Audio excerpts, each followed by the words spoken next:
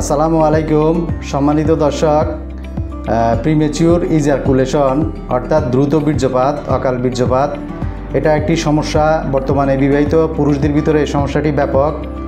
নার্ভের দুর্বলতা থেকে এই সমস্যাটি হয়। পুরুষাঙ্গের অগ্রভাগের যে স্পঞ্জি টিস্যু, সেই টিস্যুর যে নার্ভগুলো সেগুলো দুর্বল হয়ে হাইপারসেনসিটিভ হয়ে গেলে যুবক পুরুষরা, বিবাহিত পুরুষরা বিয়ে করে যৌন সঙ্গমের 2-1 মিনিটের ভিতরে 2-1টি ঘর্ষণ দিলে তাদের বীর্যপাত হয়ে যায়। তো এটার জন্য নার্ভের চিকিৎসা গ্রহণ করবেন।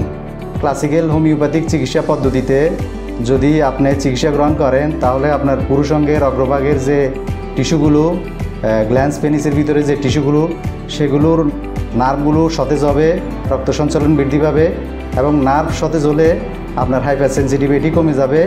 আপনি এক রাত্রে 2-3 বার সহবাস করতে পারবেন, একবার আধা ঘন্টার উপরে করতে পারবেন। যৌন সহবাসের যে সুখ, তৃপ্তি সেটা বৃদ্ধি পাবে এবং 30 মিনিট অনায়াসে সহবাস করতে পারবেন।